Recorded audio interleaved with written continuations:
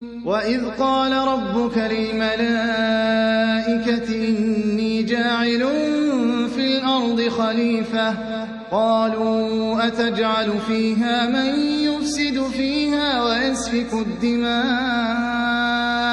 وَيَسْفِكُ الدِّمَاءَ وَنَحْنُ نُسَبِّحُ بِحَمْدِكَ وَنُقَدِّسُ لَكَ ۖ قَالَ إِنِّي أَعْلَمُ مَا لَا تَعْلَمُونَ.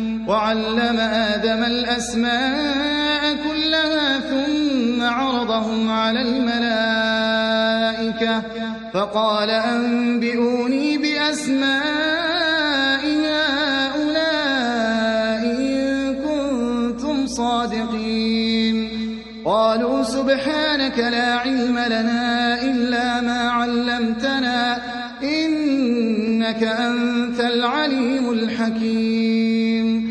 قَالَ يَا آدَمُ أَنبِئْهُم بِأَسْمَائِهِمْ ۖ فَلَمَّا أَنبَأَهُم بِأَسْمَائِهِمْ قَالَ أَلَمْ أَقُل لَّكُمْ إِنِّي أَعْلَمُ غَيْبَ السَّمَاوَاتِ وَالْأَرْضِ وَأَعْلَمُ مَا تُبْدُونَ وَمَا كُنتُمْ تَكْتُمُونَ. وَإِذْ قُلْنَا لِلْمَلَائِكَةِ اسْجُدُوا لِآدَمَ فَسَجَدُوا إِلَّا إِبْلِيسَ أَبَىٰ وَاسْتَكْبَرَ وَكَانَ مِنَ الْكَافِرِينَ. وَقُلْنَا يَا آدَمُ اسْكُنْ أَنتَ وَزَوْجُكَ الْجَنَّةَ وَكُلَا مِنْهَا رَغَدًا حَيْثُ شِئْتُمَا وَلَا تَقْرَبَا هَٰذِهِ الشَّجَرَةَ فَتَكُونَا مِنَ الظَّالِمِينَ. فَأَزَلَّهُمَا الشَّيْطَانُ عَنْهَا فَأَخْرَجَهُمَا مِمَّا كَانَا فِيهِ وَقُلْنَا اهْبِطُوا بَعْضُكُمْ لِبَعْضٍ عَدُوٌّ وَلَكُمْ فِي الْأَرْضِ مُسْتَقَرٌّ وَمَتَاعٌ إِلَىٰ حِينٍ.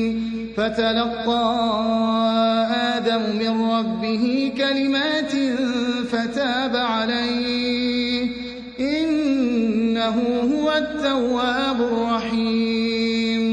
قُلْنَا اهْبِطُوا مِنْهَا جَمِيعًا فَإِمَّا يَأْتِيَنَّكُم مِّنِّي هُدًى فَمَن تَبِعَ هُدَايَ فَلَا خَوْفٌ عَلَيْهِمْ وَلَا هُمْ يَحْزَنُونَ.